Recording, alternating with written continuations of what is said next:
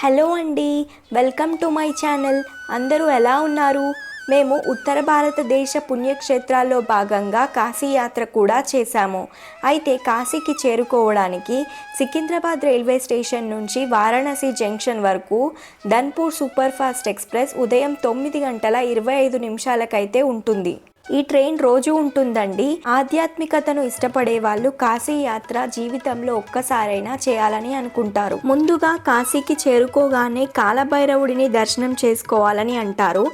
అందుకే మేము ఫస్ట్ కాలభైరవుడి టెంపుల్కి అయితే వచ్చాము. కాశీ యాత్రను ఏ ఆటంకం లేకుండా సఫలంగా పూర్తి చేసుకోవాలని అనుమతి కోసం కాలభైరవుడి అనుగ్రహాన్ని అయితే మనం పొందాలి.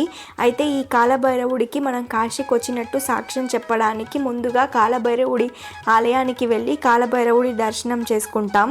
తరువాత మేము కాశీలోని ప్రధాన ఆలయమైన విశ్వనాథ్ దేవాలయాన్ని దర్శించాము. ఈ కాశీ విశ్వనాథ్ ఆలయం ఒక జ్యోతిర్లింగం. ఇది 12 జ్యోతిర్లింగాలలో 7వ జ్యోతిర్లింగం. ఈ ఆలయంలో విశ్వనాథుడి దర్శనం చాలా బాగా జరిగింది. ఈ ఆలయాన్ని దర్శించుకున్న తర్వాత మేము దశరథ మహారాజ్ ఘాట్కి వెళ్ళి అక్కడ పిండ ప్రదానాలు చేసి స్నానాలు చేసి తర్వాత మేము అన్నపూర్ణాదేవి అన్నక్షేత్ర ట్రస్ట్కి అయితే వచ్చాము భోజనం చేయడానికి. ఇక్కడ భోజనం చేసిన తర్వాత మేము విశాలాక్షి అమ్మవారి క్షేత్రానికి అయితే వెళ్ళాం. ఇక్కడి అమ్మవారికి చాలా విశాలమైన హృదయం ఉంటుంది. అందుకే ఇక్కడ అమ్మవారిని విశాలాక్షి దేవిగా పిలుస్తారు. ఇక్కడి విశాలాక్షి అమ్మవారి ఆలయం ఒక శక్తిపీఠం. ఈ స్థలంలో అమ్మవారి చెవులు పడ్డాయని పురాణాలు చెబుతున్నాయి. ఇక్కడ అమ్మవారిని దర్శించుకుంటే సుఖ సంపదలు అష్టైశ్వర్యాలు కలుగుతాయి. తరువాత మేము అన్నపూర్ణాదేవి ఆలయాన్ని దర్శించుకున్నాము. ఇక్కడి అమ్మవారు కాశీలో ఏ జీవికి కూడా ఆకలితో అలమటించకుండా అందరి ఆకలి తీరుస్తూ ఉంటుంది. శివుడికే భిక్ష వేసిన మహా గొప్ప తల్లి ఈ అన్నపూర్ణాదేవి. అన్నపూర్ణాదేవిని దర్శించుకున్నాక మేమైతే గంగా హారతిని వీక్షించడానికి బయలుదేరాము. కాశీలో చాలా ఘాట్లు అయితే ఉన్నాయి. ఈ ఘాట్లన్నీ దాటుకుంటూ దశాశ్వమేధ్ ఘాట్ దగ్గరకు వెళ్ళాలి. ప్రతిరోజు గంగా హారతిని దశాశ్వమేధ్ ఘాట్ దగ్గర 6:30 గంటలకైతే ఇస్తారు. ఇక్కడి గంగా హారతిని వీక్షించడానికి వేల భక్తులు ఇక్కడికి చేరుకుంటారు. ప్రతిరోజు బోట్లో ఇలా ప్రయాణిస్తూ అందరూ దశాశ్వమేధ్ ఘాట్ దగ్గరకు చేరుకుంటారు. ఇక్కడ ఇప్పుడు వాతావరణం చాలా చల్లగా ఉంది. పడవలో ఇలా ప్రయాణిస్తే చాలా బాగుంది.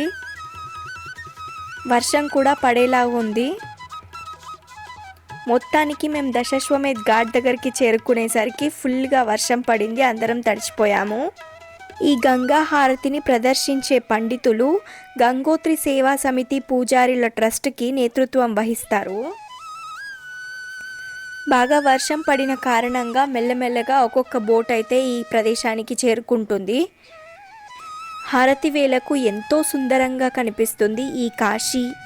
దీపాలను వెలిగించి పవిత్ర మంత్రాలతో లయబద్ధమైన శ్లోకాలతో ఈ కార్యక్రమాన్ని అయితే ప్రారంభిస్తారు.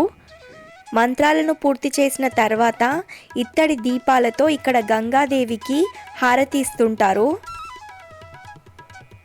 ఈ సన్నివేశాన్ని వర్ణించడానికైతే మాటలైతే సరిపోవండి. అందరూ తప్పకుండా కాశీకి వెళ్తే గంగా హారతిని తప్పకుండా వీక్షించండి.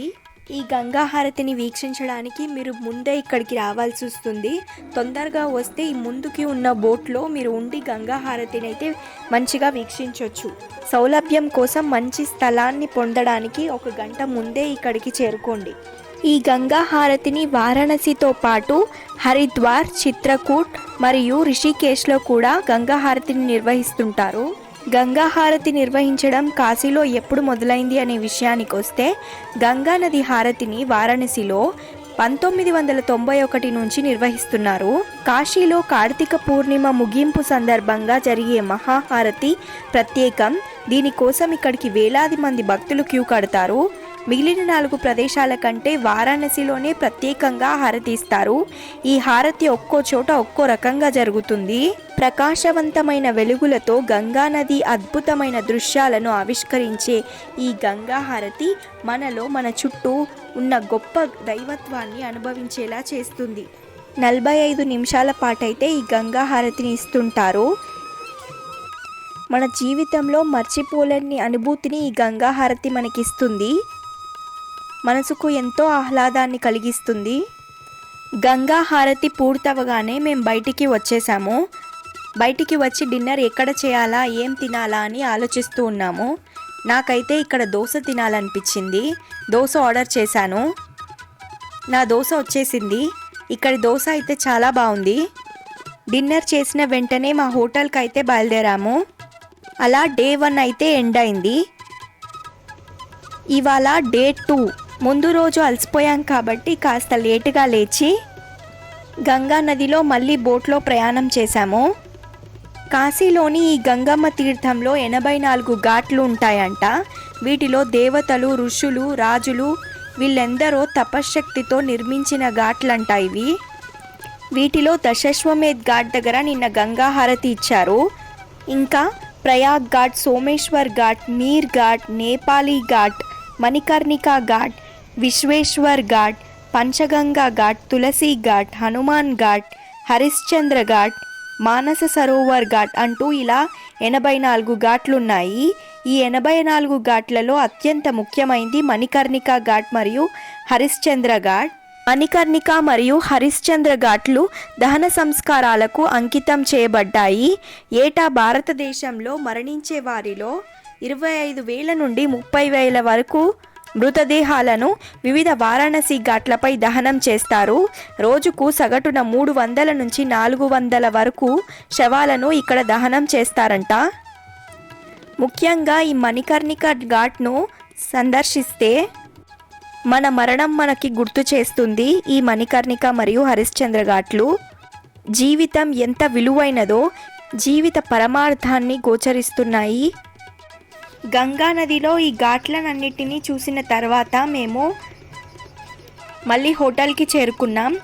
లంచ్ చేసి మళ్ళీ రిఫ్రెష్ అయ్యి 1 గంట తర్వాత మేము సారనాథ్కి బయలుదేరాం. అయితే వారణాసికి 10 కిలోమీటర్ల దూరంలో సారనాథ్ అనే చిన్న గ్రామం ఉంది. ఇక్కడ గౌతమ బుద్ధుడు మొదటి ధర్మాన్ని బోధించాడు. ఈ ప్రదేశంలో బలమైన బౌద్ధమత మూలాలు ఉన్నాయి. సారనాథ్లో ముఖ్యంగా దర్శించాల్సిన బౌద్ధ స్తూపాలలో సాంచి స్తూపం ఒకటి. మౌర్య చక్రవర్తి అశోక ది గ్రేట్ చేత నిర్మించబడింది. భారతీయ కరెన్సీ 200 రూపాయల నోటు వెనుక వైపున కూడా ఈ స్తూపం చిత్రీకరించబడింది. ఈ సారనాథ్ వరల్డ్ హెరిటేజ్ సైట్.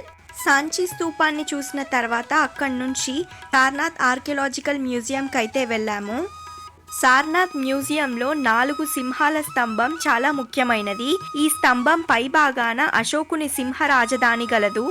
ఈ స్తంభంలో అశోకుని శాసనాలు ఉన్నాయి. ఈ స్తంభంలోనే కలువ పువ్వు కింది వైపుకు దిగి ఉన్నది. అశోక చక్రం, 4 జంతువుల బొమ్మలు, ఏనుగు, ఎద్దు, గుర్రం, సింహం ఉంటాయి. రోజుకి కొన్ని వందల మంది బుద్ధిస్టులు మరియు జైనులు ఈ సారనాథ్ని సందర్శిస్తారు. ఎంతోమంది విదేశీయులు కూడా ఈ సారనాథ్ను సందర్శించడానికి వస్తారు. సారనాథ్తో మొత్తానికి మా ఈ టూర్ అయితే కంప్లీట్ అయిపోయింది. ఈ వీడియో కనుక మీకు నచ్చినట్లయితే లైక్ చేయండి, షేర్ చేయండి మరియు సబ్స్క్రైబ్ చేసుకోండి.